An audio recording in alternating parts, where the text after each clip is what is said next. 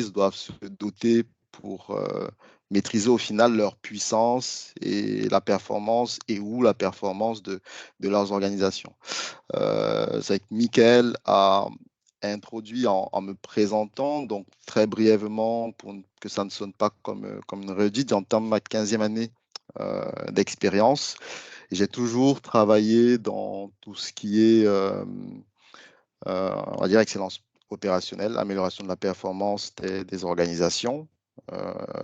Ma carrière a commencé en 2009 en tant que data analyst pour une société qui fait dans du e-commerce ou plutôt la mise en relation entre les consommateurs et les vendeurs qui s'appelle Shopzilla. C'était basé en Angleterre.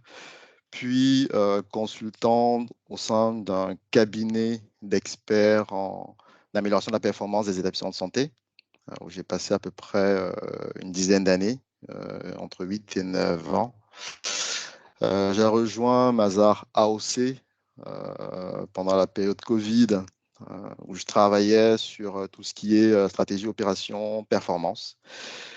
Et comme disait Michael, je suis passionné de lecture et de sport. Et justement, on prendra un cas d'étude plutôt, ou un exemple plutôt simple dans le milieu du sport pour montrer que, au final, cette performance n'est pas le fruit du hasard. Avant d'aller plus loin, bon, on vous présente également nos excuses hein, parce qu'il y a eu un petit couac au niveau de l'heure qui était initialement affiché, notamment pour ceux qui ne sont pas sur le fuseau horaire du Sénégal.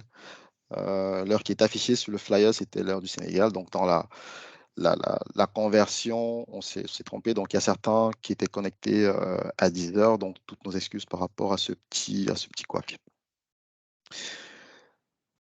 Donc, en termes d'objectifs, on s'attend à ce qu'à la fin de ce temps d'échange, un temps de partage, donc qui se veut participatif. Hein, donc, n'hésitez pas, comme le précisait Michael, à poser vos questions, à réagir, à interagir. On verra au fil de l'eau les questions, on pourra les prendre au fur et à mesure qu'on va avancer dans la présentation et ou en garder pour la fin. Mais de toutes les façons, l'objectif ou les objectifs de ce temps de partage sont de deux ordres, c'est-à-dire un système performant au final, qu'est-ce que c'est, hein, comment est-ce qu'on le caractérise et quels sont les moyens ou les mécanismes qu'on peut déployer pour maîtriser la puissance, la performance de notre système, ou alors certains pans de cette performance. Donc la référence, hein, pour les anciens, forcément, ça va parler, et lorsque PMI Sénégal a publié le webinaire sur LinkedIn. Un ami d'enfance a rapidement identifié où est-ce qu'on était parti chercher ce thème-là. Fin des années 90, justement, il y a eu un spot publicitaire de Pirelli avec Ronaldo et le titre était voilà, sans la maîtrise, la puissance n'est rien. Donc là, clairement, l'idée du message, c'était de dire, vous avez beau avoir de belles voitures, de grosses voitures, des voitures performantes, mais si au final, vous appuyez pas sur des moyens qui vous permettent justement de maîtriser cet outil, il ne sera pas performant. Et les moyens de maîtrise ici, c'était les pneus Pirelli. Donc, c'était vraiment un clin d'œil à ce spot publicitaire pour les moins âgés, comme certains, ils m'ont demandé est-ce que c'est Michael Power, etc. Mais c'est véritablement je suis véritablement allé chercher ce thème-là au spot de Pirelli qu'on a pu avoir dans les années 90. Alors, la première question qu'on peut se poser, c'est pourquoi mettre en place un système performant? Donc, c'est une question, j'ai envie de dire, évidente. L'intérêt, ça va simplement être pour atteindre nos objectifs. Les objectifs, ils vont être de plusieurs ordres. Ces objectifs-là, généralement, ils sont répertoriés en acronyme ESDQC, donc tout ce qui va toucher à l'environnement, à la sécurité, au délai, à la qualité et au coût, dans l'aspect financier. Donc, forcément, c'est pour une maîtrise des coûts, limite des coûts cachés. On doit être rentable, on doit être compétitif. Il y a un marché qui est en constante évolution. Comment est-ce qu'on réagit par rapport à ce marché-là? Comment est-ce qu'on s'adapte? On a des engagements auprès des clients en termes de qualité, mais aussi en termes de délai, hein, que ce soit les produits ou les services. On a des parts de marché à aller chercher. On a une image et une notoriété à préserver, voire à améliorer. Donc, au final, la performance, ça va être un atout pour maîtriser la puissance de notre organisation, et l'image qu'on a à côté illustre véritablement ce besoin de rechercher la performance. On a un système qui plus ou moins fonctionne, et on va regarder les éléments qui peuvent permettre à ce système-là de mieux fonctionner. C'est pour ça qu'on parle d'amélioration continue. Et les freins qu'on a souvent en face sont des gens qui nous disent, voilà, on a toujours fonctionné comme ça marche bien, etc. Ça marche bien, mais on est dans un marché qui évolue. Comment est-ce qu'on se comporte?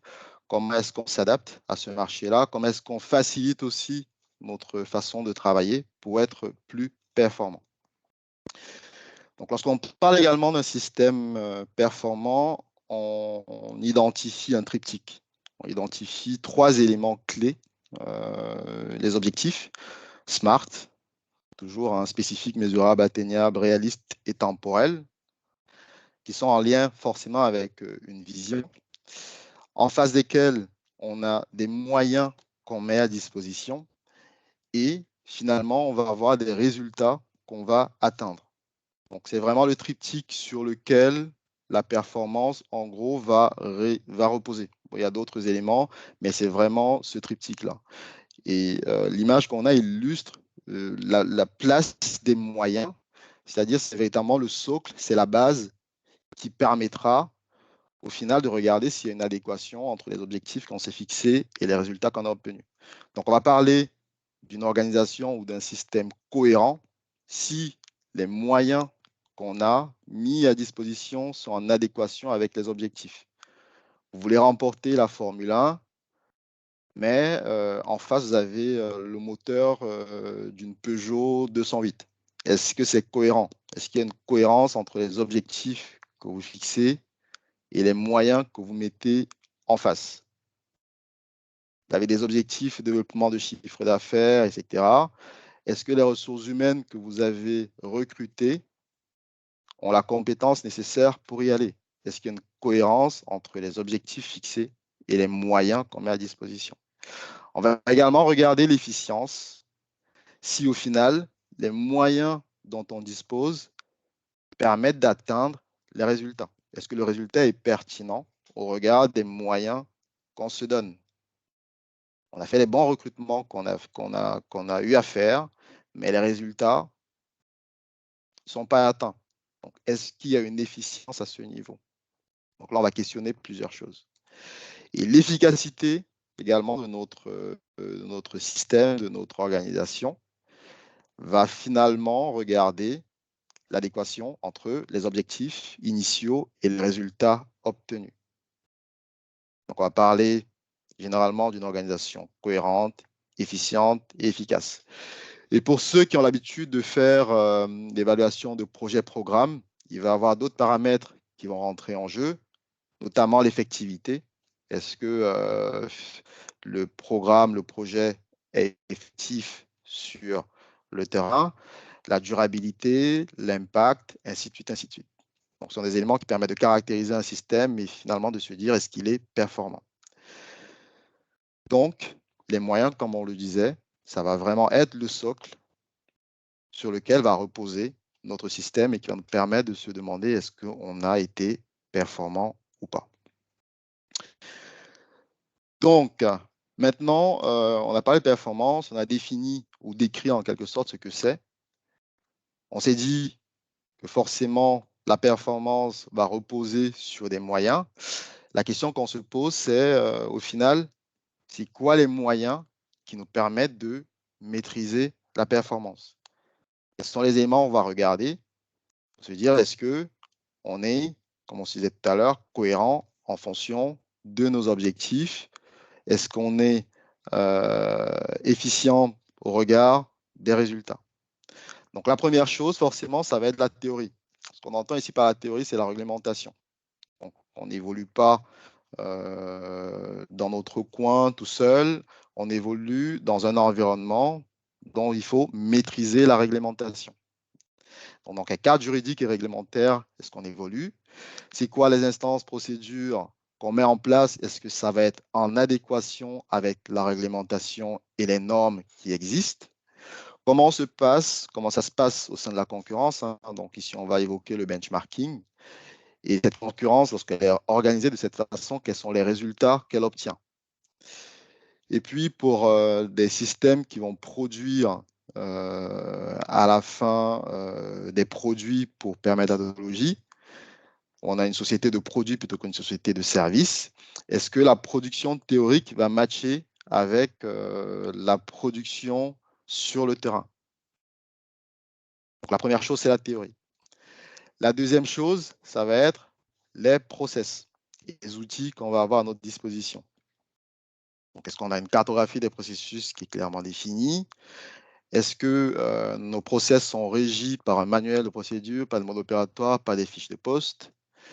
Est-ce que finalement, sur le terrain, l'organisation qu'on a est conforme à la théorie? Est-ce qu'on va avoir des indicateurs de performance associés à chaque processus ou à chaque poste? Est-ce que les postes sont dotés du matériel adéquat pour atteindre les objectifs? Le troisième élément, ce sont les hommes dont on dispose. Donc, il faut maîtriser le capital humain à ce niveau. Donc, est-ce qu'il y a une adéquation entre les profils et les postes? Est-ce que ceux qui sont à ces postes-là ont le bon profil? Est-ce que j'ai au sein de mon entreprise, de ma structure, de mon organisation, une cartographie des compétences de mes effectifs pour identifier si j'ai toutes les compétences dont il faut, s'il y a de la polyvalence pour atteindre ces objectifs-là? Est-ce qu'il existe un plan de formation? Est-ce qu'il est cohérent? Est-ce qu'il est respecté? Est-ce que ceux qui font finalement ces formations sont les bonnes personnes? Est-ce que les formations sont orientées vers les bonnes personnes, hein? Parce qu'on a vu des systèmes où vous avez tout qui est bien rédigé sur le papier, mais elles sont toujours les mêmes qui font les formations. Et parfois même sans les domaines qui ne les concernent pas. Donc, il faut être cohérent. Derrière, est-ce qu'on a une promotion basée sur un système d'évaluation régulier objectif du personnel? On a des objectifs. Est-ce qu'on évalue notre personnel? Là encore, on a eu à voir parfois des organisations où on avait des évaluations du personnel qui remontaient à 3 ans. Il y a un problème. Il y a un véritable souci. Est-ce que au final, cette personne-là ou ces personnes-là, une fois de plus, correspondent au profil qui est recherché? Est-ce qu'elles évoluent en termes de compétences pour matcher aux évolutions qu'on observe également sur le terrain? Est-ce que ce sont les bonnes personnes, comme on se disait, comme on se demandait, qui sont promues, hein, parce qu'il y a un impact clair sur la motivation du personnel? Est-ce qu'il y a un sentiment d'appartenance? On questionne aussi la qualité de vie au travail et le turnover, un indicateur assez intéressant. Si on a beaucoup de départs dans une structure, il faut se poser des questions. Si la qualité de vie au travail n'est pas forcément bonne, ce qu'on appelle QVT, derrière, il y aura un impact sur le turnover. Si ce ne sont pas les bonnes personnes qui sont promues, il va y avoir un impact. Le quatrième élément, ce sont les données. Il faut maîtriser les données. Et à cet effet, il y a une petite citation de Deming, hein, ceux qui connaissent la roue de Deming. Ils disent ce qui ne se mesure pas ne s'améliore pas. Donc clairement, il faut avoir un système fiable de collecte et d'analyse des données. Donc, collecter pour collecter, c'est quelque chose. Il faut faire parler les données. On va parler de data mining. Qu'est-ce que les données nous donnent? Qu'est-ce que les données nous indiquent? Un système de décision basé sur les données qui permettent d'objectiver au final la performance, qui vont permettre d'évaluer les résultats, de voir s'il y a des écarts, de cibler les dysfonctionnements et de mieux prendre les décisions. Donc voilà 4 éléments qui vont permettre de maîtriser la performance. Et forcément, il y a un 5e élément. On a fait référence aussi là au film pour ceux qui connaissent. Donc, le cinquième élément, c'est lequel? Ça va être la maîtrise des produits et des services. Et pour cette maîtrise-là, on va beaucoup plus faire appel à une démarche Lean Six Sigma, parce qu'il y a beaucoup d'éléments, de statistiques, mathématiques qui vont venir soutenir au final les prises de décision en termes de réduction de variabilité des processus ou des procédés, de mise en place d'un système capable court terme, long terme. Donc, est-ce que j'ai de la dérive? Est-ce que j'ai un système vraiment maîtrisé en termes de respect des spécifications, des normes, de la réglementation? Donc là, pour ça, il faut une approche Lean Six Sigma. Et généralement, ça va être des projets vraiment à fort enjeu financier, avec des objectifs chiffrés. Donc, on veut réduire, j'ai n'importe quoi, le taux de rebut qui aujourd'hui est à 10%, on veut le ramener à 2%. Donc, il faut des objectifs clairement chiffrés. On a un délai de réponse client ou de rédaction de rapport qui est de l'ordre de 10 jours. Aujourd'hui, on veut le ramener à 3 jours. Donc, voilà, ce sont des impacts, ce sont des enjeux qui ont vraiment un objectif chiffré et qui ont un fort enjeu financier et qui ont un impact sur un indicateur stratégique. Donc, on évoquait tout à l'heure l'environnement, la sécurité, la qualité, le délai et les coûts. Donc, il faut qu'il y ait un impact fort sur un de ces indicateurs. Alors, la performance au final, s'il faut résumer, ça va être la préparation, l'engagement et la régularité. Donc, Operation, Engagement, Consistency. Donc, lorsqu'on parle de performance, il faut ces trois éléments. Et on a l'habitude de dire que la pire des préparations est celle qu'on ne fait pas du tout. Donc, avant tout projet, vraiment, il faut pas mal de préparation. Il faut de l'engagement institutionnel, on y reviendra, et il faut de la régularité dans ce qu'on va mettre en place. Ce n'est pas des mesurettes, ce sont des véritables mesures qu'on va mettre en place. On ne le fait pas pour être conforme à la tendance, au fait que dans telle ou telle entreprise, on a une direction performance. On le fait parce qu'on y croit, parce qu'on a une vision, parce qu'on a des enjeux forts et parce qu'on veut surtout être dans une dynamique d'amélioration continue. Donc, on a évoqué notre triptyque, les objectifs, les moyens et les résultats. Les moyens, ça va être le lien véritablement entre les deux et qui vont être en capacité de nous dire est-ce que les résultats sont en adéquation avec les objectifs. Mais en amont, il y a forcément une vision et une stratégie. Il y a une vision, une stratégie et puis des objectifs stratégiques. Il faut que tout ça soit lié et soit cohérent. Et dans les moyens, on a des actions qui vont porter sur nos 5 piliers. Donc, on a évoqué la théorie, les process et outils, les hommes, les produits et services, et puis les données, et qui vont avoir un impact en termes d'environnement, de sécurité, de qualité de prod, de délai, de coût ou de finances. Donc, s'il fallait vraiment résumer, caractériser la performance, ce serait vraiment en ce slide qui identifie les piliers sur lesquels on va s'appuyer pour mettre en place un système performant et se rassurer qu'il y ait une cohérence, une efficacité et une efficience entre tous ces éléments. Donc, dans le milieu sportif, c'est vraiment pas un fait du hasard. La performance, c'est quelque chose qui se prépare, dans lequel on s'engage et dans lequel il faut de la régularité. Donc, on évoquait mes passions tout à l'heure. Donc, grand passionné de basketball. Je me suis intéressé à ce sport il y a très, très longtemps. Bon, les plus vieux que moi diront que c'est pas si longtemps que ça. Puis c'est un sport que j'ai commencé en 1996. Et très vite, j'ai eu beaucoup d'admiration pour Michael Jordan, pour tout ce qu'il pouvait représenter en termes de performance. Pour moi, s'il faut définir un parangon en termes de performance, c'est Michael Jordan. parce qu'il incarne vraiment les 3 éléments qu'on a évoqués, la préparation, l'engagement, et puis derrière, la régularité. Je suis désolé pour ceux qui sont fans de LeBron James. Donc, avec le basketball, si on regarde ce sport proprement dit, on peut découler les moyens qu'on a évoqués tout à l'heure. Donc, les hommes, ça va forcément être les joueurs, les coachs ou le staff de coaching et tout ce qui va être autre staff qui n'entre pas dans le coaching direct. Donc, ceux qui vont faire les repas, ceux qui vont faire de la préparation physique, etc. L'idée là, c'est qu'au final, sortant de là, qu'on ait une cohésion d'équipe, de joueurs qui s'entendent et qui soient préparés physiquement.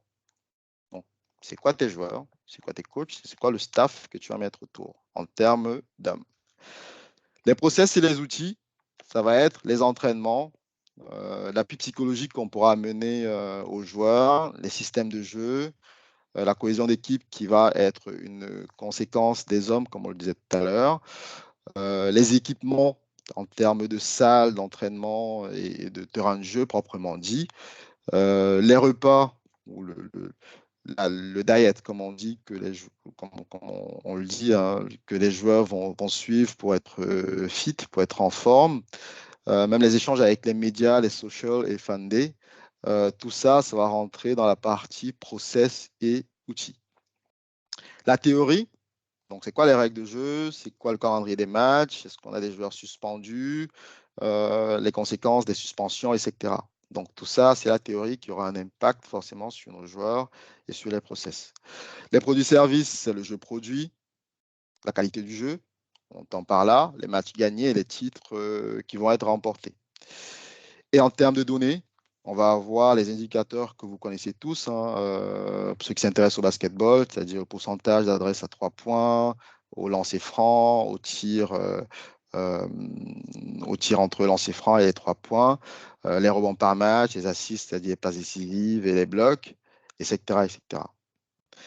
Donc, il y a forcément un lien entre tout ça et je voulais rapidement partager avec vous une petite vidéo de quelques secondes. Hein. J'imagine que vous voyez toujours mon écran. Pour vous dire, pour vous montrer jusqu'où vraiment ils partent dans l'utilisation et l'exploitation des données dans le sport professionnel aux États-Unis. Donc là, vous voyez, chaque fois qu'un joueur va avoir le ballon, lorsqu'il approche une certaine zone, vous aurez des indicateurs qui vont vous dire clairement à cette position, ce sont les indicateurs individuels, hein, à cette position, ce joueur, voilà son pourcentage d'adresse. Donc forcément, il va avoir de la part de l'équipe offensive des stratégies pour mettre les joueurs dans les meilleures positions où ils ont un pourcentage d'adresse beaucoup plus élevé. Donc la stratégie, j'ai ma stratégie que je vais définir. J'ai mon joueur, je connais où est-ce qu'il performe, je vais le mettre dans cette position-là pour avoir le résultat. Et le résultat ici, forcément, ça va être le panier. Et l'équipe en face a également ses indicateurs pour pouvoir contrer. Ils savent que ce joueur-là, à cette position-là, il est beaucoup plus efficace. Donc derrière, on va également mettre en place des systèmes défensifs pour qu'ils se retrouvent, enfin, pour qu'ils ne prennent pas des tirs faciles à ces positions-là. Et ça, aujourd'hui en NBA, ces statistiques, ils les ont pour tous les joueurs, à tous les postes. Donc, vous allez voir que vous avez toujours l'indicateur qui vous dit à ce poste-là, à cette position-là, ce joueur-là, son pourcentage de réussite, c'est celui-là. Et le système va être défini pour qu'il se retrouve simplement dans cette position. Donc ça, c'était pour le petit partage.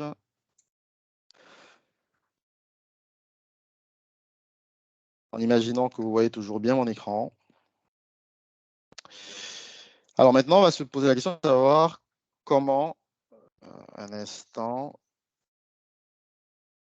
les pubs qui sont lancés. On pourra même fermer ça définitivement.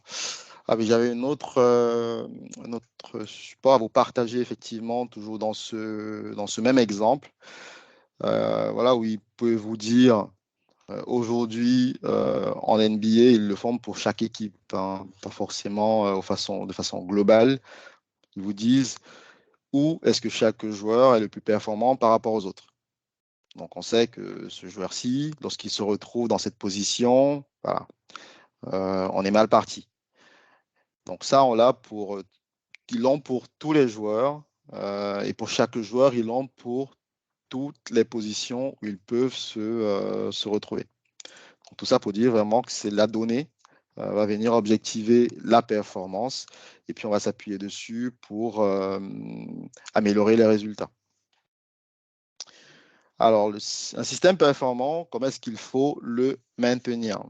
Donc, la réponse, c'est forcément de se dire, les dysfonctionnements, on va les traquer, on va les rechercher et essayer de les limiter le plus possible.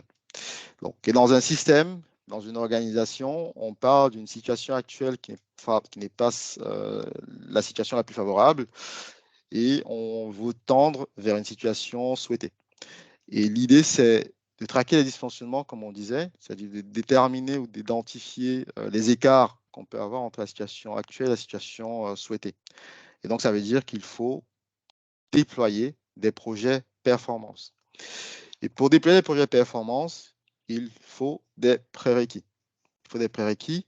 On parlait tout à l'heure de l'engagement. Hein.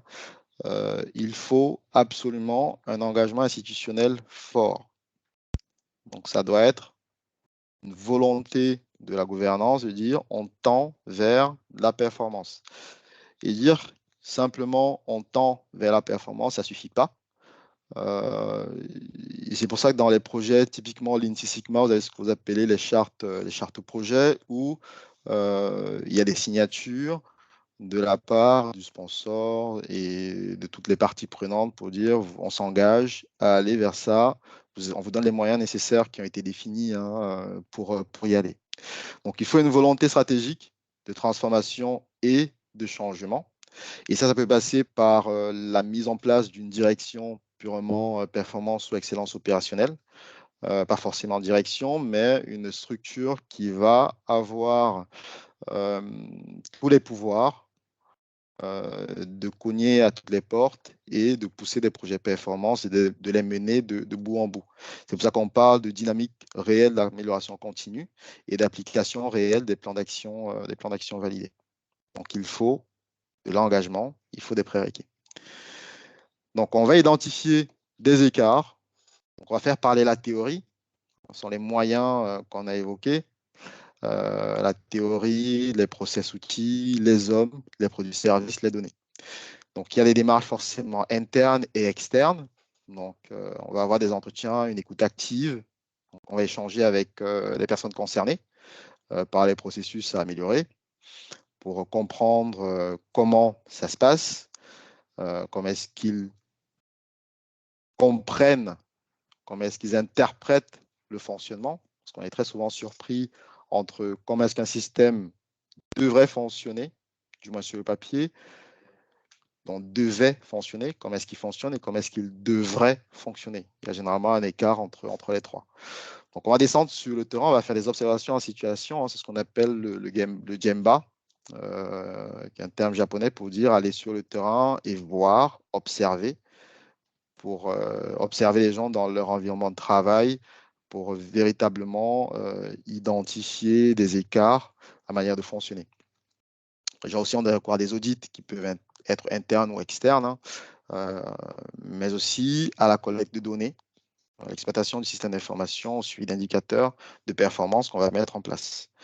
Et sur le volet externe, on a évolué le benchmarking, la réglementation, les bonnes pratiques organisationnelles qu'on peut voir ci et là, et même des retours clients.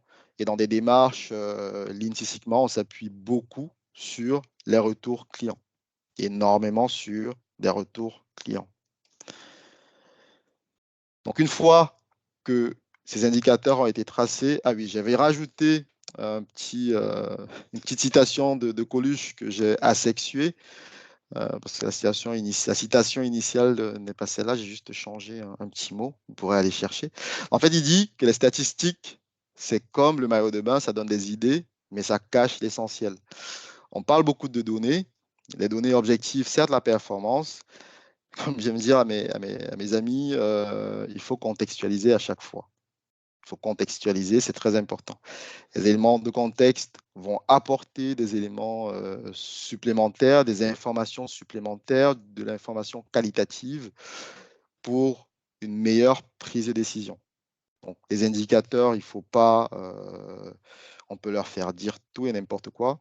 Il ne faut pas uniquement s'appuyer sur des indicateurs chiffrés, même si ça vient objectiver une performance, même si on les utilise beaucoup dans des démarches d'amélioration, il faut rajouter des éléments de contexte. C'est pour ça que l'entretien, la descente sur le terrain viennent justement apporter un enrichissement aux démarches d'amélioration continue, d'excellence opérationnelle qu'on peut mettre sur le terrain.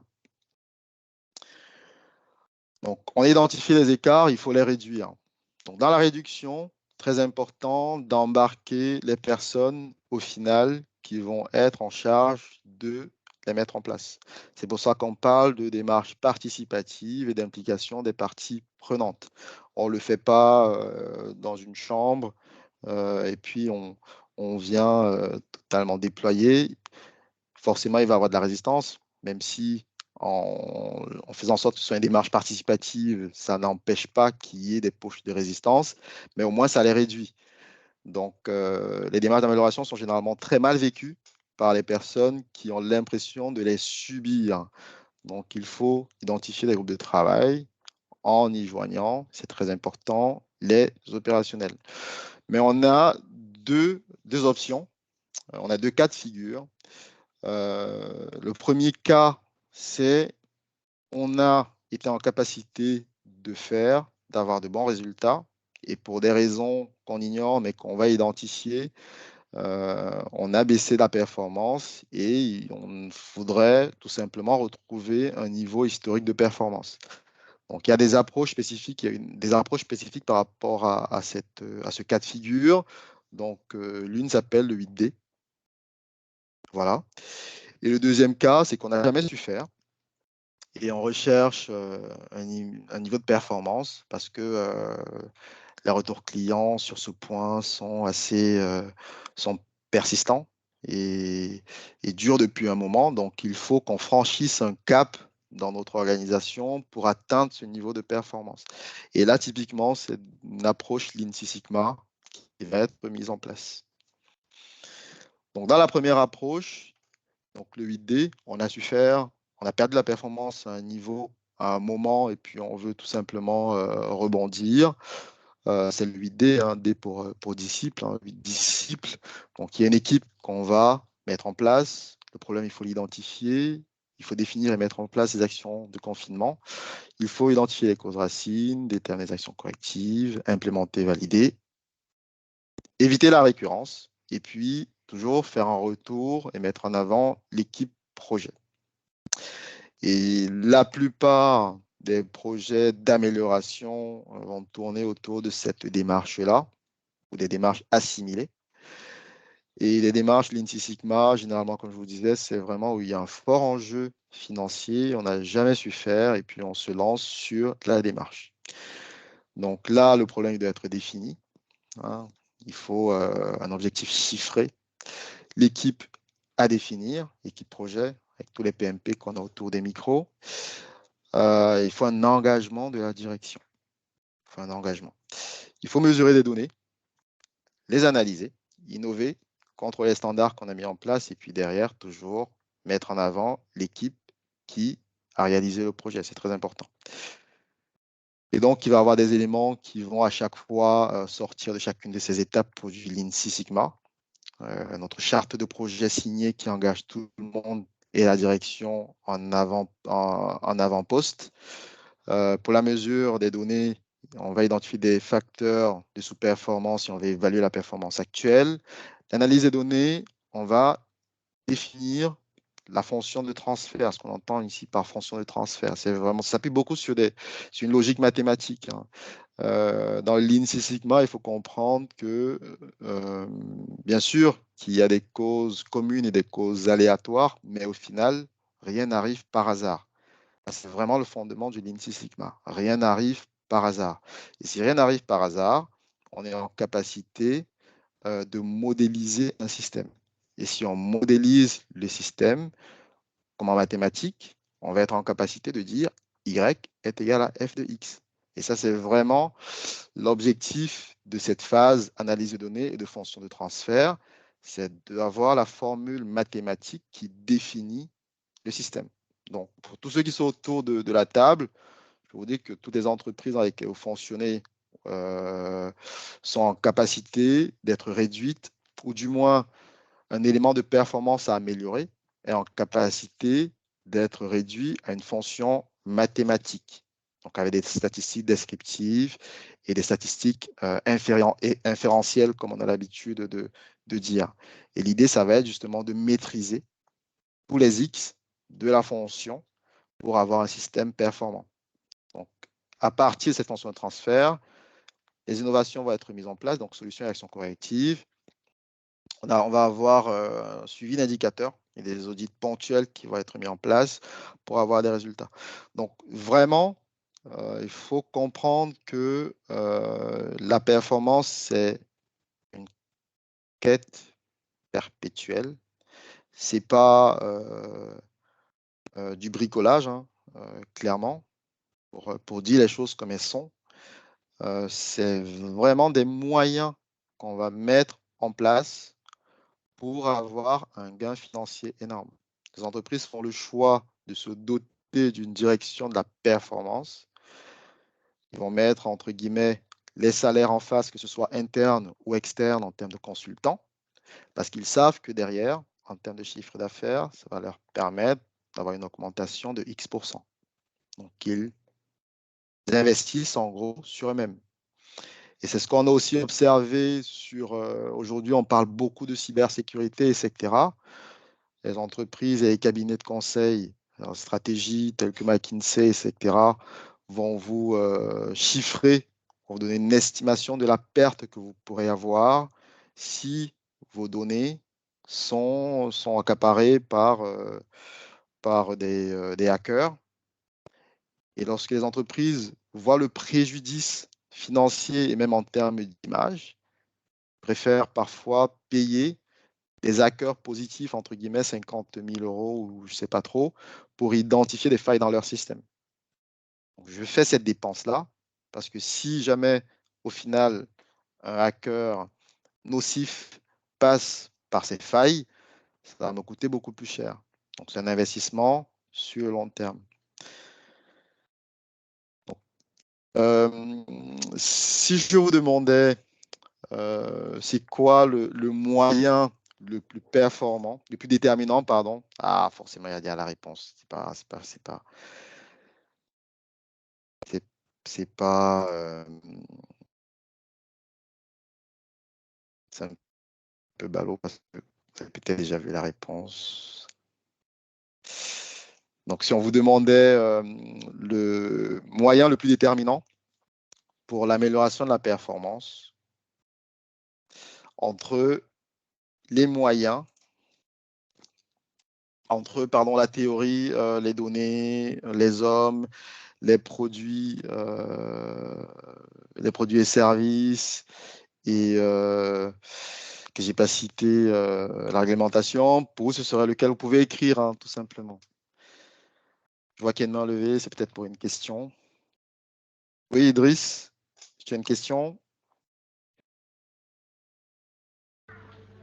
Alors, merci bien, Cédric. C'est pas une question, mais c'était pour vous donner un élément de réponse. Alors, mais bon, je vais me contenter d'écrire dans le chat. Ok, d'accord. Alors, merci. Je pense qu'à la partie des questions, on pourra ensemble interagir, quoi. Ça marche. Est-ce que chacun de vous peut un peu, dans la partie chat, dire, selon vous, c'est quoi le moyen le plus déterminant à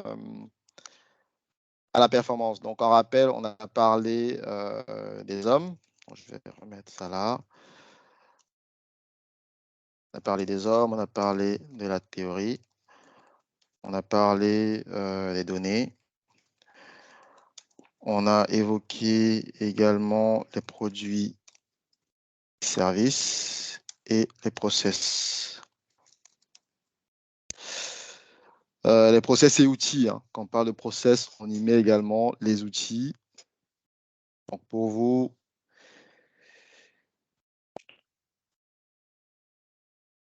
Tu as les éléments de réponse dans le chat. ouais, je vois qu'il y en a qui sont prononcés déjà.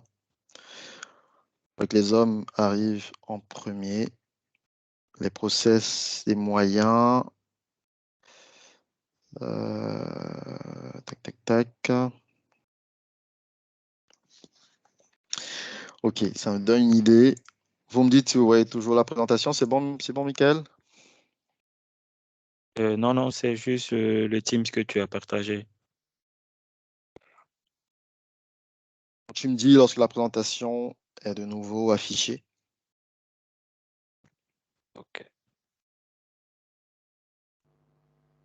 C'est bon maintenant, hein, c'est ok la présentation. Oui, Merci. Cédric, c'est bon de mon côté, je vois ta présentation maintenant. C'est bon, Cédric. Merci. Alors, on se demandait c'est quoi le moyen le plus déterminant à la performance d'une organisation. Alors, donc la théorie va cadrer finalement notre organisation, va fixer des limites. Les process vont organiser les outils. Les process vont organiser un peu tout ça. Les outils vont apporter un support pour permettre d'avoir le résultat final. Les produits et services vont nous permettre de déterminer notre position sur le marché. Les données vont objectiver la performance. Mais pour moi, c'est vraiment les hommes. Parce que les hommes vont être en capacité de mettre en œuvre la stratégie et au final le plan d'action d'une organisation.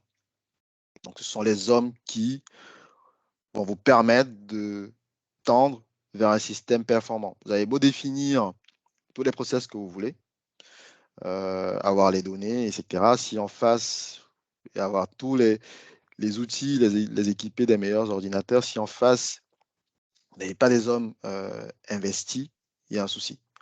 Et il y a des facteurs clés. J'ai listé là quelques-uns. Donc déjà, le qui, hein, qui sont les hommes sur lesquels votre projet va s'appuyer. Pour ceux qui font dans le management de projet, c'est très la partie définition de l'équipe est une partie très très très importante. C'est pas fait au hasard. Hein, c'est pas pour faire joli.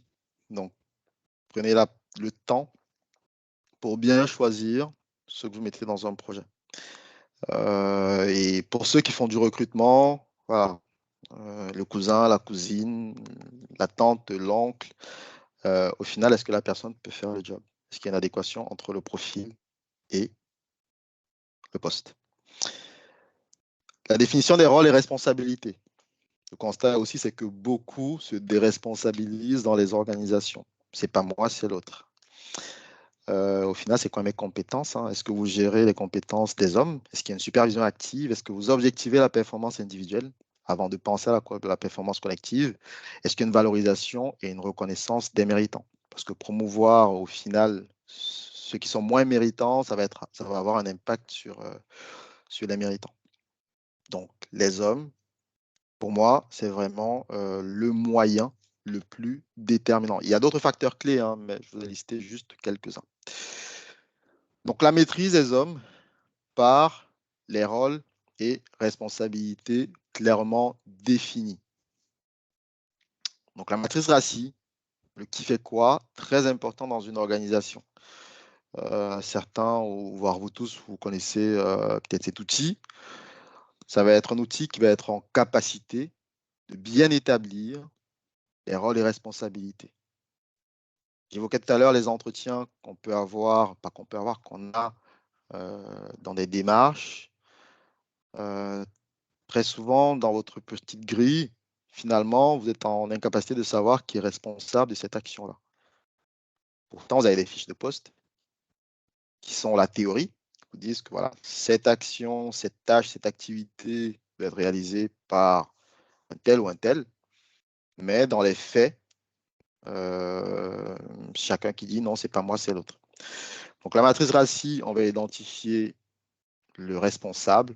Donc c'est responsible pour R, accounted pour A, support pour S, consulted pour C et informed pour le I. Donc le responsable de l'activité, de la tâche, c'est qui? Celui qui approuve le travail de R et qui au final va rendre des comptes, c'est qui? Très important. Il faut savoir que sur une tâche, il faut un seul A.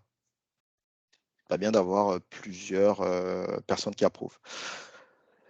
Qui apportent le support nécessaire à la bonne réalisation de l'activité de R, qui sont les personnes qui vont être consultées, qui vont fournir des informations ou une expertise, et qu'elles vont être des personnes informées.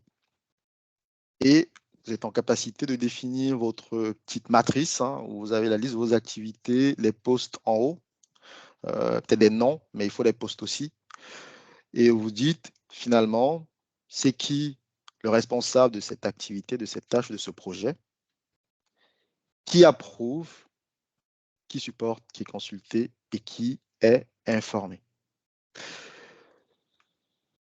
C'est important de le faire parce que le constat que moi je fais, c'est que très souvent, on a beaucoup de personnes dans des réunions et généralement des personnes qui ne devraient pas être là. Donc c'est pour ça que je disais, la réunionnite aiguë, donc les réunions tout le temps, et les débordements que vous pouvez avoir du fait de ces réunions-là, en fait, c'est un indicateur de contre-performance. Et ça montre souvent, voire assez souvent, qu'il y a un problème de définition des rôles et des responsabilités et qu'il y a un manque de maîtrise des sujets. Dans des projets, dans des missions, j'ai souvent vu beaucoup de personnes autour de la table, des personnes qui n'étaient pas toujours concernées. Tout simplement parce que, au final, le A, l'accountant, n'avait pas la maîtrise du sujet et faisait venir avec lui 3 ou 4 personnes. Mais ces 3 et 4 personnes-là, à un moment donné, devraient plutôt faire autre chose et avancer. Et c'est pour ça que parfois, vous avez des gens qui vous disent, en fait, je commence véritablement à travailler à partir de 18 heures. C'est toute la journée, ce sont des réunions. C'est quoi la valeur ajoutée de ces personnes-là lors de ces réunions? Je peux encore comprendre qu'un accountant arrive à la réunion avec un responsible qui va avoir une certaine maîtrise des sujets, mais en avoir 10 000 tout le temps, bon 10 000 jours aussi le train, 3, 4 tout le temps, c'est contre-productif à tous les coups. Et ça a un impact au final sur la qualité de vie au travail et sur le turnover. Donc tout ça, à un moment donné, va être lié. Donc tout le monde n'assiste pas à une réunion. D'ailleurs, éventuellement, vous avez des réunions de service, réunions de direction, où il faut effectivement un peu plus de monde, où il faut élargir l'assiette des participants. Mais il faut vraiment vous questionner si vous êtes dans des cas de plusieurs personnes autour de la table systématiquement. Il faut vraiment vous questionner sur les rôles et responsabilités. Et c'est pour ça qu'on a un accountant qui est au-dessus, un N+1, parce que ceux qui sont en dessous, les responsables vont lui remonter au final les résultats des tâches. Et lui, il n'est pas N+1 pour rien. Hein. Soit tu es N+1, soit tu n'es pas N+1. Elle a la capacité de manager plusieurs projets en même temps, d'avoir une vision synthétique sur tout ce qui se passe et d'être en capacité de apporter ces éléments à un niveau supérieur. Et même parfois dans les films américains, vous voyez souvent dans des réunions, vraiment état-major, etc., c'est vraiment des gens clés qui sont là. Et parfois, vous avez quelqu'un qui va venir avec un gugus juste parce qu'on a besoin de son expertise sur ce sujet et il apporte des éléments beaucoup plus précis, un peu plus détaillés pour étayer les décisions qui vont être prises.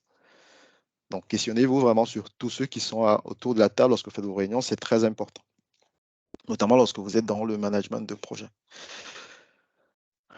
Maîtriser également les hommes avec la cartographie des compétences. Qui connaît quoi? Très important. Il y a un outil qu'on appelle la GPMC, donc la gestion prévisionnelle des moyens et des compétences, qu'on va associer avec une matrice ILUO. On va voir ce que c'est. L'idée ici, c'est vraiment d'avoir une idée synthétique des compétences de chacun et d'anticiper sur les besoins futurs en termes de ressources. Est-ce qu'on doit recruter, est-ce qu'on doit former, est-ce qu'on doit avoir de la polyvalence? Mais si déjà en amont, vous n'avez pas cette cartographie-là, ça va être très compliqué. Comme on disait tout à l'heure, ça va être les mêmes qui vont partir en formation. Vous allez avoir des vides sur un poste ou alors sur une tâche parce que les gens n'ont pas forcément la compétence en face.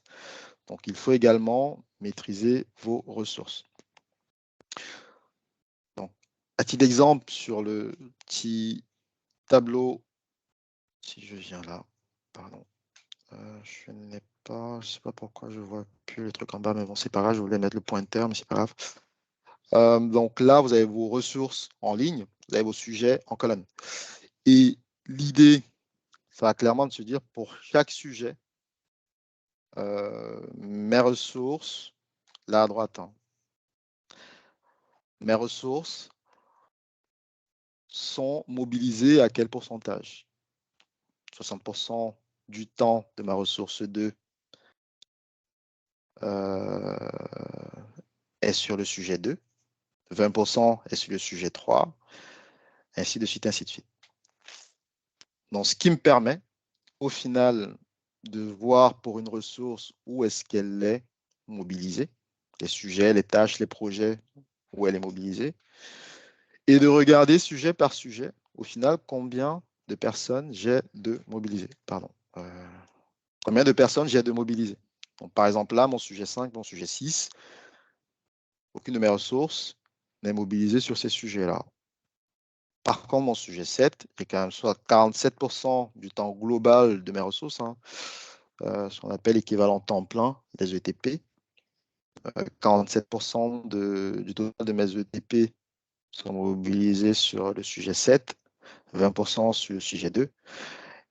Est-ce que je ne pourrais pas faire glisser un peu de temps de ma ressource 9 sur le sujet 6, ainsi de suite, ainsi de suite. Donc, ça va permettre d'avoir vraiment une cartographie de vos ressources, des sujets et des tâches qu'ils réalisent. Et le tableau que vous avez à gauche, c'est la matrice ILIO qui vous donne les niveaux de compétences de vos ressources par sujet. Donc, lorsque c'est le trait comme ça, donc le I, c'est la connaissance basique. Le L, il a un savoir-faire, mais il doit être coaché. Le U, pardon. Le U, expert autonomie. Et le O, qu'il est formateur sur le sujet. Donc, lorsque vous managez vos projets, vous devez avoir également une idée sur vos ressources en termes de compétences. Et là, pareil, je peux voir les sujets sur lesquels je n'ai aucune maîtrise. Si sur un sujet, j'ai uniquement des L, donc des savoir-faire avec coaching, il y a un souci. Il ne faudrait pas que je sois étonné des réclamations que je pourrais avoir sur ce sujet-là, ou alors que le projet traîne, ou alors que pour faire cette tâche, il faut beaucoup plus de temps, ainsi de suite, ainsi de suite. Donc là, ça vous permet également de maîtriser les hommes par les compétences. La maîtrise des hommes se fait également par la supervision active. Donc la supervision active, c'est ce qu'on appelle les animations intervalles courts, donc AIC. Donc le principe est simple, il faut mettre en place un système de pilotage visuel, être proactif, prendre rapidement des décisions, éviter les dérives ou les limiter autant que possible. Donc il faut des indicateurs simples et visuels, système de mesure de la performance, il faut anticiper plutôt que réagir, il faut aller sur le terrain, auprès des équipes, très important, observer la réalité opérationnelle pour visualiser, toucher du doigt la performance des équipes, contrôler le respect des standards qui sont identifiés, qui ont été élaborés, parce que c'est bien beau de faire des processus et des procédures, voilà, mais est-ce que finalement c'est appliqué? Est-ce qu'on va sur le terrain pour se rassurer que c'est appliqué? Et est-ce qu'en allant sur le terrain, on n'intègre pas la nécessité de mettre à jour ces procédures? Il faut avoir des gens qui font des procédures dans le bureau, hein. Entre ce que vous faites dans votre bureau et ce qui est fait sur le terrain, voilà, il y a un décalage. Donc, c'est important de partir aussi sur le terrain pour se rassurer que la procédure correspond aussi au mode opératoire. C'est important. Vous pouvez choisir d'orienter la manière dont les gens fonctionnent dans un sens, parce que vous avez vu sur le terrain que non, c'est pas comme ça qu'il faut le faire. Il faudra plutôt le faire de cette façon, parce que ça permet de limiter, enfin, d'améliorer la qualité, les délais, etc. Ou alors, vous allez sur le terrain et vous vous rendez compte que la procédure que vous aviez faite, en fait, vous êtes loin de la réalité. Il faut adapter par rapport à ce que les gens font sur le terrain. Donc, on apprend aussi beaucoup de ce qui se passe sur le terrain. Donc, anticiper et identifier les dysfonctionnements, les écarts dont on parlait, et puis apporter des réponses immédiates nécessaires. Donc, il y a 3 éléments. On parlait de la réunionite aiguë tout à l'heure, mais il y a 3 éléments qui vous permettent quand même de maîtriser un peu le sujet, le top 5, le top 15 et le top 10. Le top 30, pardon. Donc, lorsque vous allez sur le terrain, il faut que ce soit rapide. Donc, 5, c'est en termes de minutes, hein. Quand on dit top 5, c'est que ça ne va pas dépasser 5 minutes. Pareil pour le 15, 15 minutes et 30 minutes pour le top 30. Donc, pas dépasser 5 minutes. Il faut aller sur le terrain, visiter, voir, identifier assez rapidement des actions curatives. Le top 15, c'est où là, on va constituer une équipe pour travailler sur un sujet précis. On doit résoudre ce problème en 15 minutes. On doit identifier des causes racines en 15 minutes. Donc, il faut que ça dépote. Il faut qu'on soit assez efficient. Donc, il faut apporter des réponses rapides. Et puis, le top 30, c'est un peu plus large. On est sur des sujets plutôt transverses. On veut prioriser des chantiers. On traite aussi éventuellement des sujets bloquants. Donc voilà. Lorsque vous êtes sur le terrain, bon, sur le terrain, ce n'est pas forcément toujours des unités de production, hein. Ça peut même être des unités de service. Il y a un dysfonctionnement dans un service, c'est pareil. Donc, que ce soit service ou produit, c'est vraiment pareil. Et enfin, bon, il y a d'autres sujets de maîtrise, hein. Je me suis attardé uniquement sur ceux-là. La maîtrise des hommes par les données. Donc, pour mesurer la performance, c'est important avec des KPI, même si certains apportent une nouvelle signification aux KPI, hein, qui initialement c'est Key Process Indicators, mais on dit il faut keep people interest, keep people informed, etc.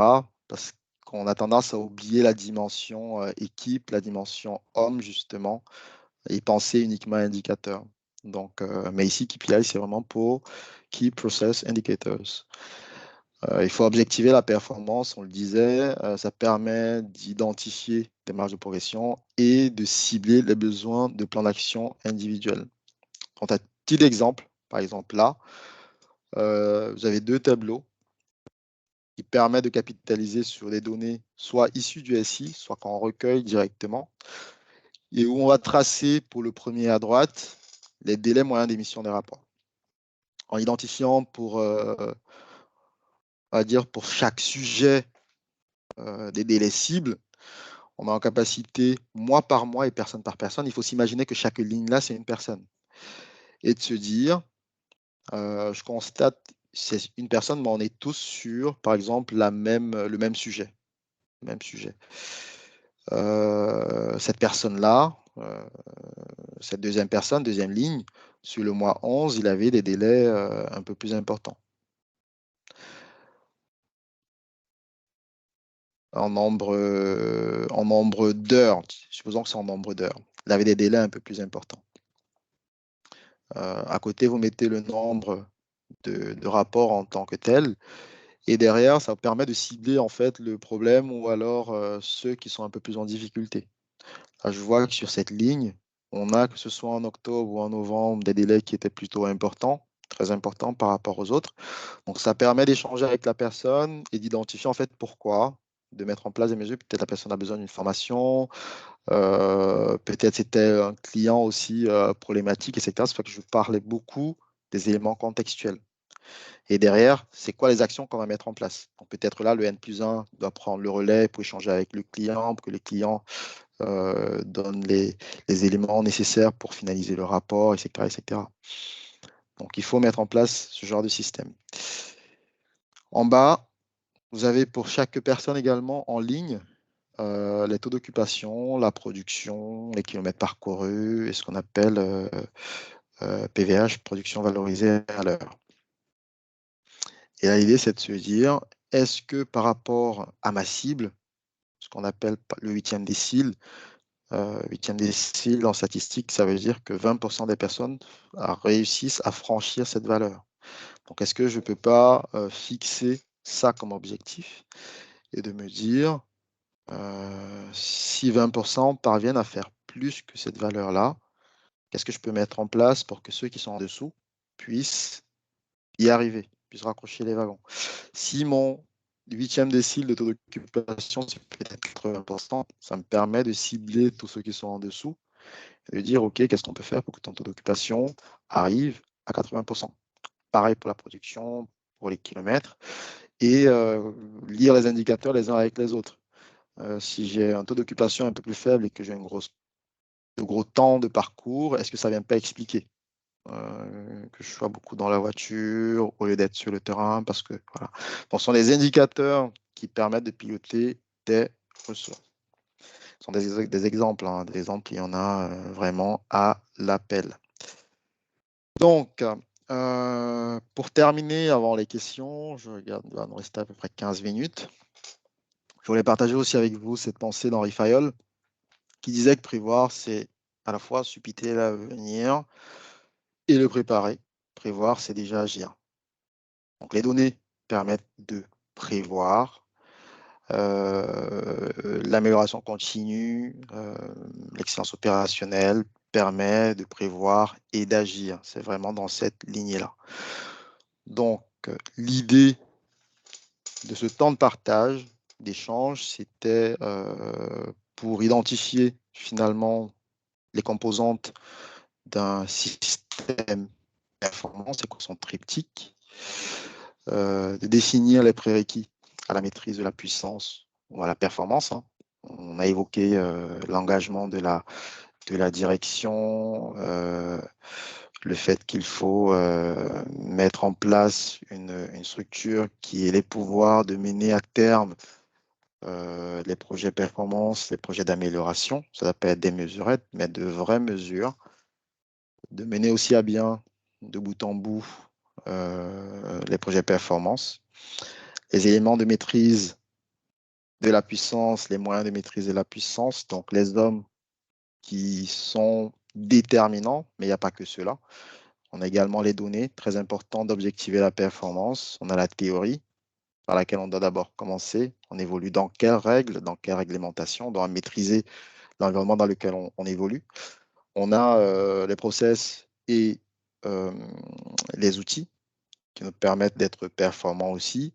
Et on a les services, on a les produits qu'il faut observer parce que très souvent, lorsque le client en face il n'est pas satisfait, c'est parce qu'il y a un problème de produit et ou de service.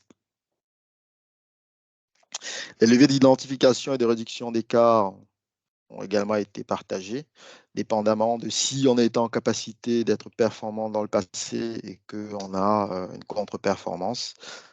Et qu'on veut retrouver ce niveau de performance-là. Donc, on a l'approche 8D, par exemple.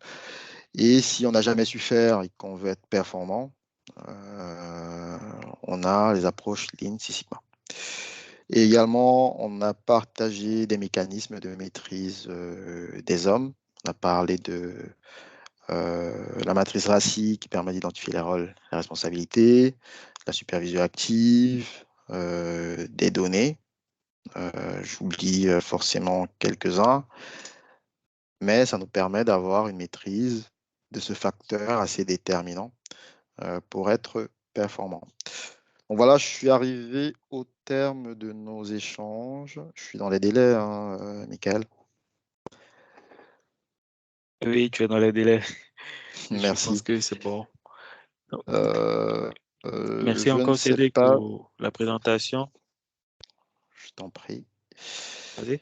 Je disais, je ne sais pas s'il y a des questions, s'il y a des partages aussi que vous voulez faire, hein. Voilà. Déjà, il y a une question dans le chat. Peut-être que tu ne l'as pas vue, mais je peux te le relayer Vas-y. pour toi. La question a été posée après celle que tu avais demandé aux participants. Quel était le meilleur moyen, le plus déterminant dans la performance d'une organisation? Et la bonne réponse, c'était les hommes. Omar a posé cette question, Omar plutôt. Il dit, sachant que l'homme est par définition perfectible et source d'erreurs, de baisse de performance, est-ce qu'aujourd'hui, le fait d'avoir le développement de l'IA, il fait référence à l'intelligence artificielle, cela garde toujours l'homme comme étant l'élément central de la performance? Je pense que ça, c'est une question d'actualité. Mais bien sûr, ça reste l'homme. Qui fait l'IA? C'est l'homme. C'est l'homme qui fait l'IA. L'IA, c'est une aide, hein. Lorsque vous mettez en place des outils d'aide au pilotage basés sur des données, c'est une forme d'IA. C'est-à-dire, vous mettez des données en entrée et puis derrière, ça vous produit des données en sortie. Vous avez également des systèmes un peu plus poussés qui vont faire à la place de l'homme, mais ça reste l'homme qui va programmer cette intelligence artificielle pour, pour les résultats attendus. Donc, je vois qu'il y a quelqu'un qui a partagé, c'est Abdel, hein, qui a partagé une, une image qui parle de la réussite de l'entreprise et qui dit, voilà, c'est l'homme, ce sont les hommes, bon, quand on dit homme, c'est hommes-femmes qui constituent la structure, qui vont vraiment porter le système, l'organisation pour la performance attendue.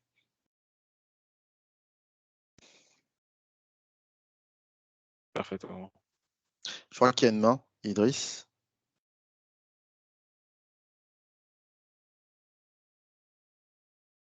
Alors vraiment, merci beaucoup au PMI Sénégal déjà pour cette belle initiative. Déjà, merci à toi, Cédric, pour cette, j'allais dire, très belle présentation. J'espère qu'on pourra avoir le support après cette séance de réunion.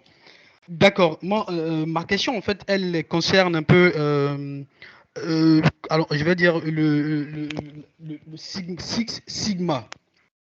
D'accord, quand vous expliquez tout à l'heure, j'ai pu remarquer comme ça qu'il y avait six grandes fonctionnalités. Et celle-là même qui m'intéresse, ou du moins qui me préoccupe le plus, c'est la fonction de transfert. Alors, je vais savoir, qu'est-ce qui est fait exactement à ce niveau-là? Certes, en fait, dans l'explication, il est mis juste en bas, analyser les données. Mais qu'est-ce qui est fait exactement à ce niveau-là? Est-ce que c'est un transfert qu'on fait vers d'autres entités ou du moins vers d'autres experts pour analyser ou est-ce que c'est des choses qu'on fait en interne? Comment est-ce que ça se fait exactement? Alors, ça, c'était la première partie de la question. En fait, la seconde partie, Lean Six Sigma, j'ai pu remarquer dernièrement, lors de certaines études que je fais, lors de certaines recherches que je faisais, que Lean Sigma reposait en fait sur la satisfaction du client. Mais dans les fonctionnalités qui sont définies ici, je ne vois nulle part mentionner le client lui-même en fait. Donc, j'aimerais bien comprendre un peu comment ça se fait, comment ça s'explique en fait, quoi. Ok, merci Idriss pour tes questions. Oui, effectivement, bon, je vais commencer par la fin, hein. Le Lean Six Mm. Sigma est une approche basée sur la qualité. Je pense on l'a dit lors des échanges. C'est vraiment basé sur la qualité, basé sur la satisfaction client. Le Lean Six Sigma a pour objectif l'amélioration de la qualité. Et qui dit qualité dit réduction des variabilités. En fait, l'idée du Lean Six Sigma, c'est de se dire, lorsque tu mets ta pièce dans la machine, le produit qui en sort ne doit pas être en dehors de certaines spécifications. Et donc, tu dois mettre tous les éléments nécessaires pour que ton processus t'amène au résultat attendu, avec plus ou moins une marge d'erreur. C'est qu'on parle souvent de limites supérieures et des limites inférieures, que ce soit pour les produits ou pour les services. Et donc, je le disais, on part beaucoup des retours clients, de la satisfaction client. Et on commence par un outil qu'on appelle la voix du client, qui va être en capacité de te définir ce qu'on appelle les CTQ, les critical to quality, donc les facteurs clés de qualité d'un client, qui peuvent être pardon, les CTS, Critical to Satisfaction. Et des CTS, tu peux avoir des CTQ, Critical to Quality, tu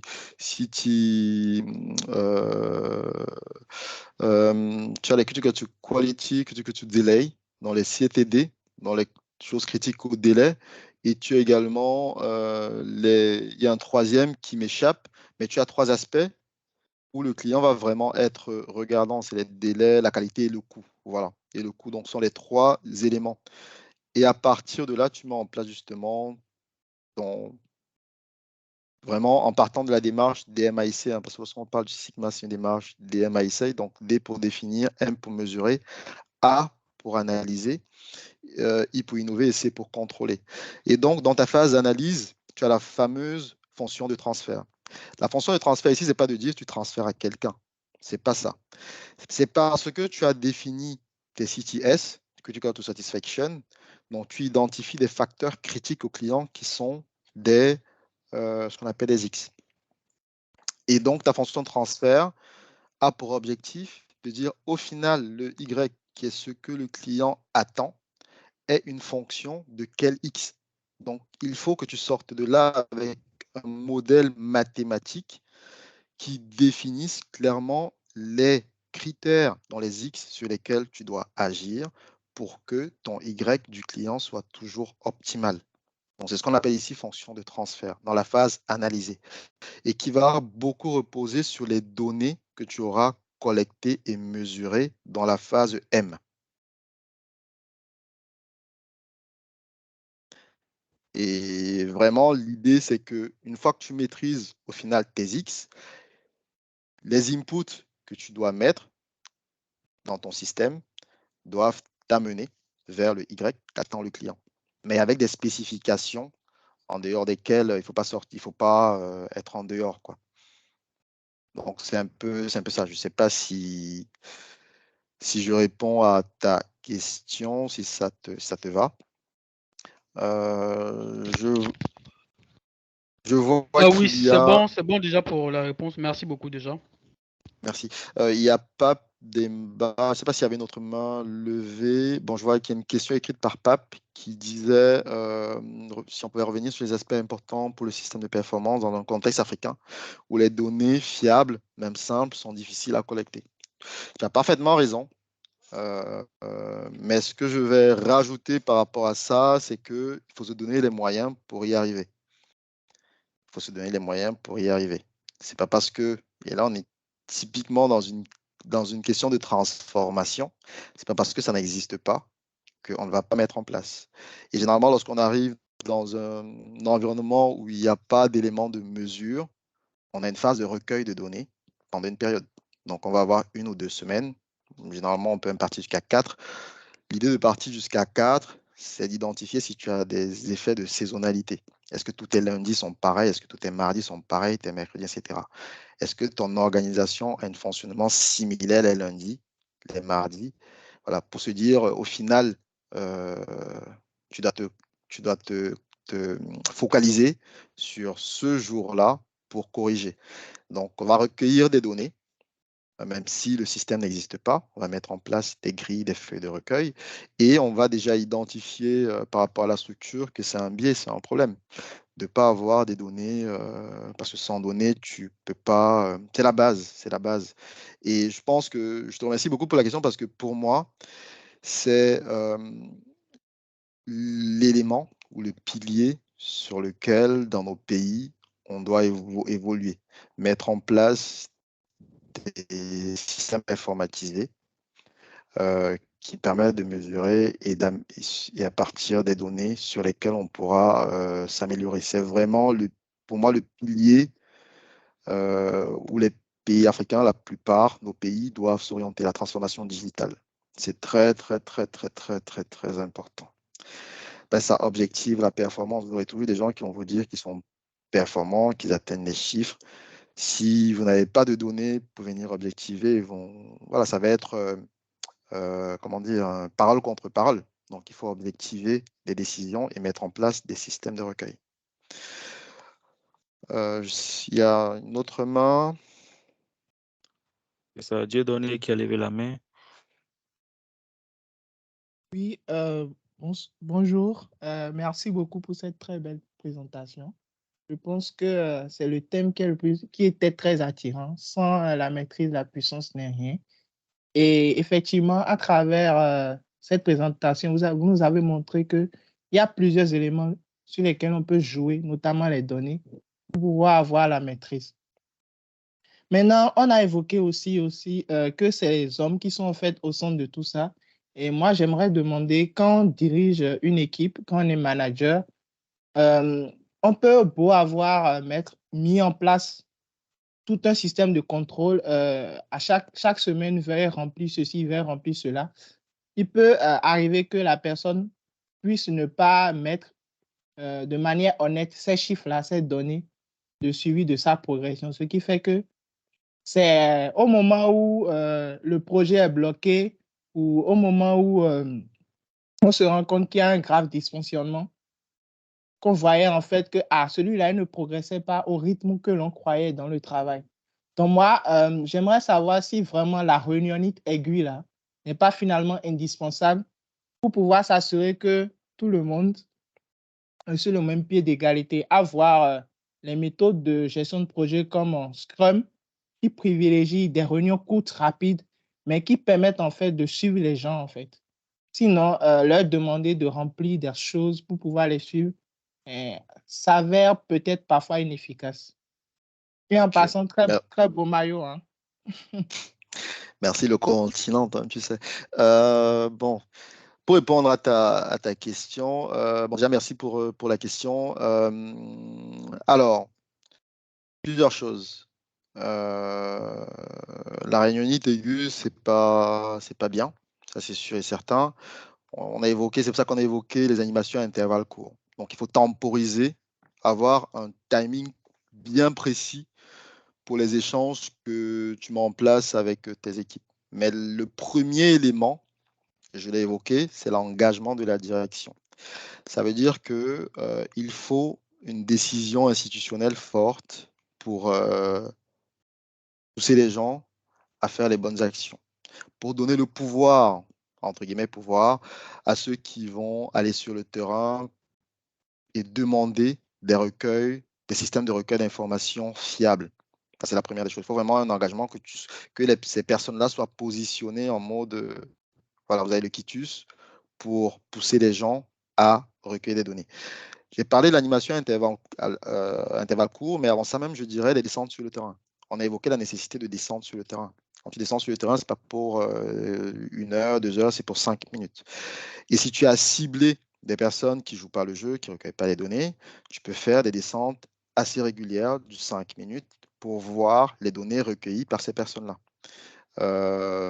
Et bien entendu, avoir en groupe des points assez spécifiques sur des problématiques. Mais il ne faudrait pas que tu mobilises tes équipes trop longtemps, trop souvent. Ça va être contre-productif, ça c'est sûr et certain. Il faut vraiment limiter dans le temps et avoir des objectifs aussi précis des échanges. Parce que le constat, c'est finalement, parfois, tu as des réunions qui sont des fourre-tout. Il vaut mieux avoir un temps de 10-15 minutes où tu as des objectifs clairs, 2-3 points, tu ne sors pas du cadre. Si il y a ce qu'on appelle des phénomènes aléatoires, on prend un temps spécifique pour les traiter. Donc, voilà. Je ne sais pas si ma réponse te convient. Il y a Idriss encore qui a la main levée. Merci pour cette réponse. D'accord, je peux poser la question, Cédric? Oui, bien entendu. D'accord. Le thème est intéressant que vraiment le temps il est très vite passé. Hein. Voilà, moi, la question en fait que je m'apprête à poser, elle est relative à la matrice GPMC. la matrice de compétences, là, la cartographie, pardon, des compétences. Alors, vraiment, quand tu expliquais un peu cette partie, j'ai vraiment senti cette aisance que tu avais. Donc, je me suis dit vraiment, Cédric l'avait déjà eu à mettre en place une telle matrice. Alors, quel conseil est-ce que tu peux déjà aujourd'hui partager avec nous pour des personnes qui veulent dorénavant essayer d'implémenter une telle matrice dans nos différentes organisations, sinon que entreprises là où nous évoluons en fait, pour vraiment être plus efficace et, en mettant ça en place, quoi. Ok. Merci pour la question. Pour la GPMC, généralement, il faut partir de la fiche de poste. Tu pars des fiches de poste, tu peux même enfin, la regrouper service par service ou direction par direction. Mais il faut partir des fiches de poste. Et donc, tu dois lister, comme je disais, sur tes lignes, les différentes tâches, les différentes activités, ce qui est attendu. Tu peux le faire pour un poste, hein, si tu as plusieurs personnes qui sont sur le même poste, lister les tâches. Ça, c'est la première chose. Donc, tu pars toujours de la fiche de poste. Et dans tes colonnes, tu mets les personnes ou alors tu mets les fonctions. Et derrière, tu coches, est-ce que celui-ci ou celle-là est présente sur cette tâche ou sur cette tâche. Et clairement, tu vas avoir affiché des trous à un moment donné. Ça permet de te dire si tu as quelqu'un qui est sur plusieurs lignes et si tu le fais sur le poste, hein, sur un poste, tu as quelqu'un qui est sur plusieurs lignes, tu regardes il faudrait pas gagner en polyvalence. Ça te permet de balancer ci et là, de réorienter. Voilà. Et puis, si tu le fais même service par service, généralement, on se rend compte que tu vas avoir des tâches, des activités qui vont se retrouver dans plusieurs services.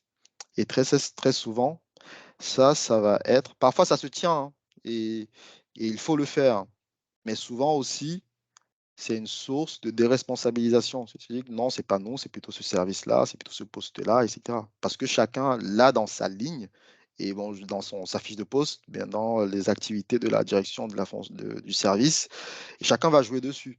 Donc, à un moment donné, il faut trancher. Ça permet également de mettre à jour les fiches de poste ou les missions affectées à chaque service, à chaque direction. Donc, tu pars de la fiche de poste, tu peux la faire poste par poste ou service par service, tout dépend de l'enjeu derrière. Tu mets des croix. Derrière, tu vas voir en dessous, si tu mets des 1, des 1, des 1, ça te permettra de voir en dessous, ça c'est pour le poste déjà, ça te permettra de voir en dessous la répartition par poste et par personne. Et puis avec la matrice Ilio, il faut faire des évaluations de personnel. Donc sur ces tâches, quel est son niveau? Est-ce qu'il est débutant? Est-ce qu'il est intermédiaire? Est-ce qu'il est expert? C'est pour ça que les évaluations du personnel sont bien, hein, sont importantes. Ce n'est même pas de dire que c'est bien, c'est important pour une structure. Tu ne le fais pas. En fait, il faut aussi expliquer aux gens.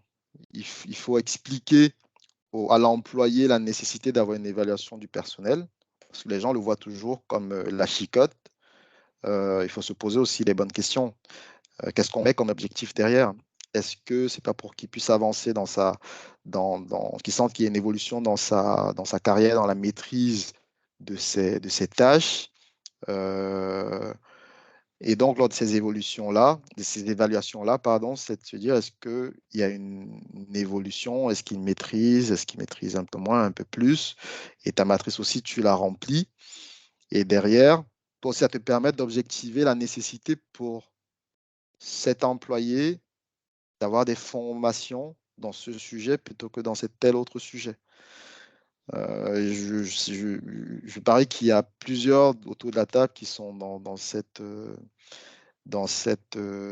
parfois dans ce cas où vous avez les mêmes personnes qui partent aux formations alors que parfois ils ne sont pas les personnes concernées.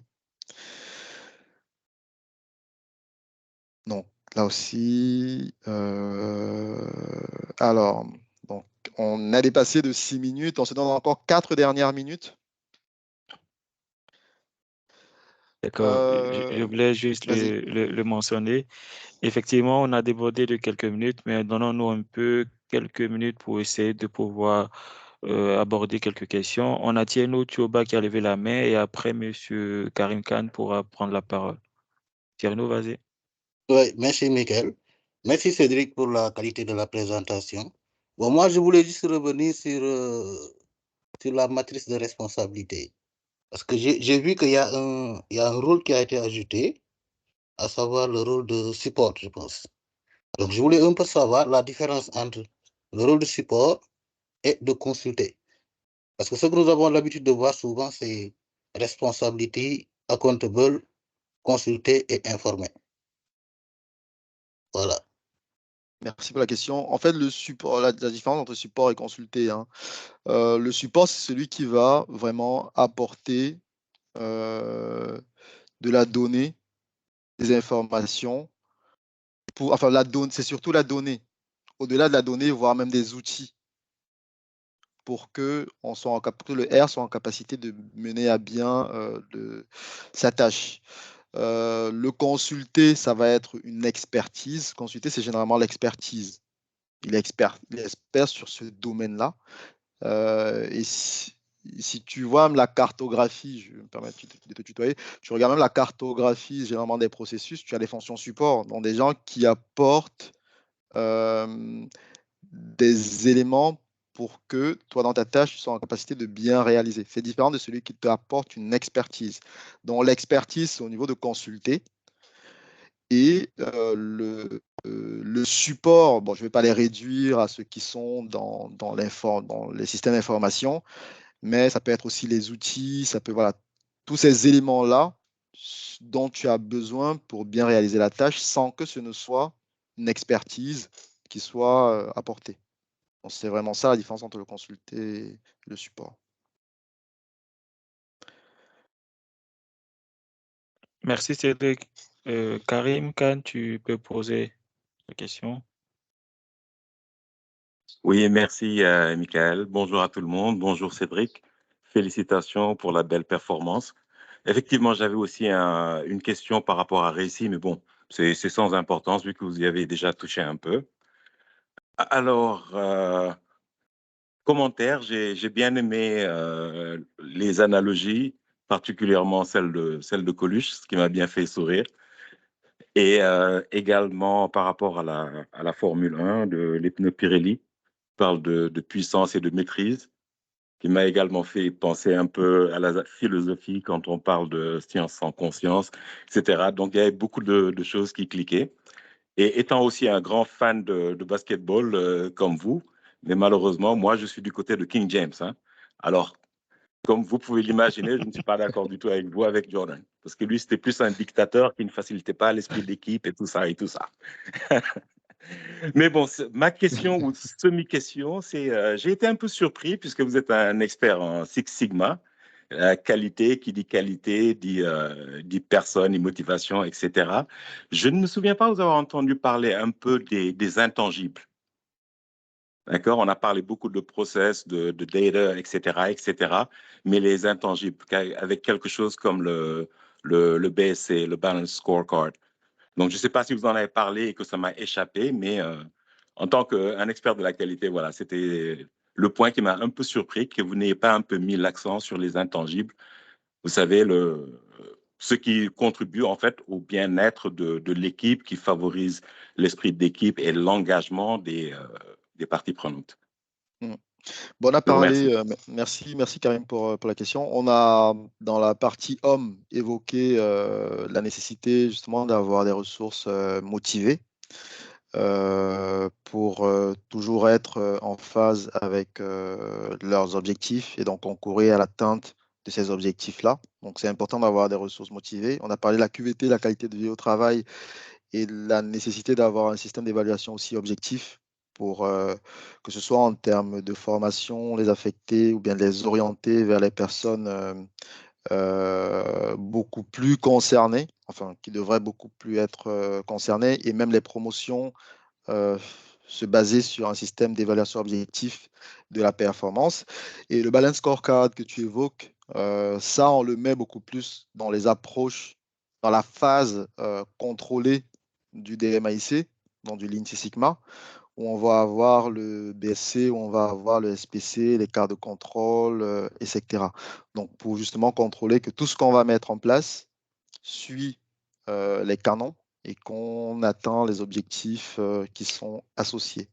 Mais oui, c'est clair que Il y a tellement de mécanismes, d'outils qu'on n'a pas, on ne les a pas tous précisés, mais le BSC, comme tu disais tout à l'heure, c'est vraiment un outil utilisé en Lean Six Sigma et en amélioration continue de façon globale.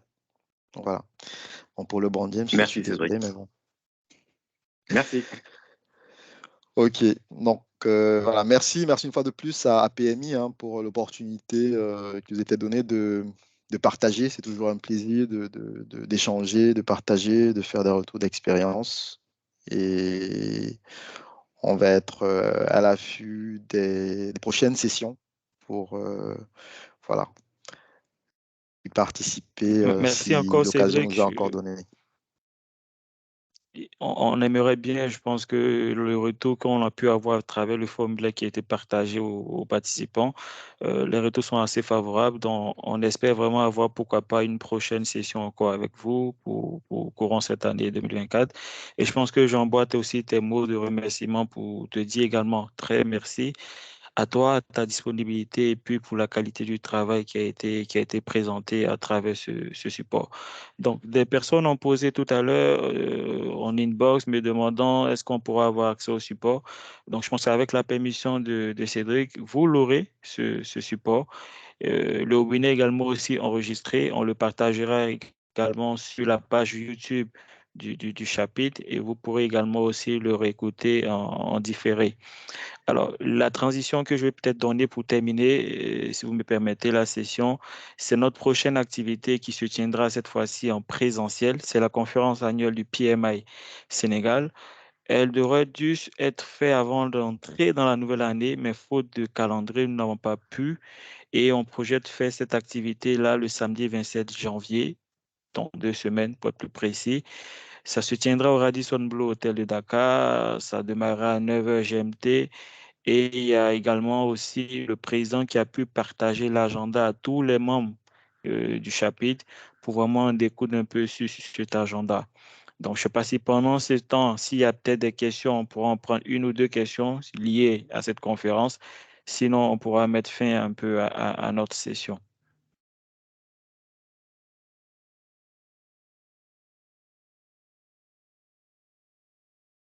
Les tarifs également aussi vous ont été communiqués à travers un Google Form qui a été envoyé à l'ensemble de nos membres et les tarifs sont également bien spécifiés en fonction du type.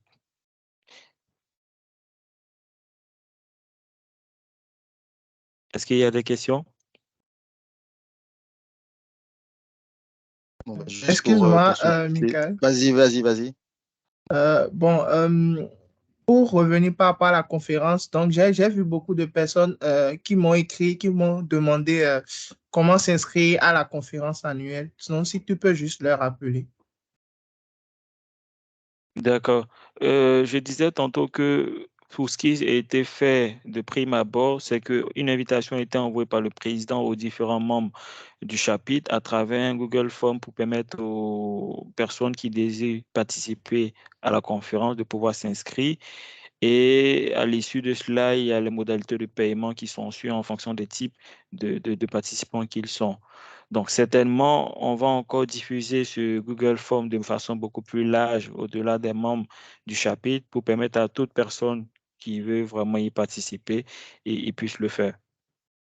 Merci Dieudonné pour la question.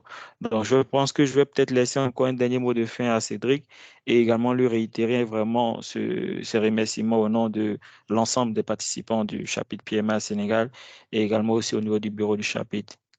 Donc, Cédric, tu as ton dernier mot avant de clore. Non, mais c'était juste pour remercier tous les participants. Merci pour vos questions, pour les échanges. Merci à PMI Sénégal pour la sollicitation. C'était avec beaucoup de plaisir qu'on a préparé le support de présentation qui vous sera partagé. J'ai pas de souci avec ça. Et enfin, je terminerai par souhaiter une bonne Coupe d'Afrique des Nations à tous. C'est qu'on est dans la dans la poule du Sénégal. Rendez-vous le 19. Donc voilà, que le meilleur gagne. Allez, bon week-end à tous et puis On à va très bientôt, terminer comme j'espère. ça. Merci beaucoup, Cédric. Qui est le meilleur gagne, effectivement. Très bonne canne à toutes les équipes qui sont représentées au niveau du chapitre Sénégal. Mais je confirme, on est tous PMI Sénégal, donc on supporte le Sénégal de prime abord. Il y a des Ivoiriens, il y a des Camerounais, Bravo, il y a Michael. beaucoup Bien. de pays. Mais on supporte le Sénégal tous. Allez, merci à vous et très bon week-end. Rendez-vous dans 2 semaines pour notre PMI conférence. Allez, portez-vous bien. Allez, bon week-end, Michael. Bye. Au revoir.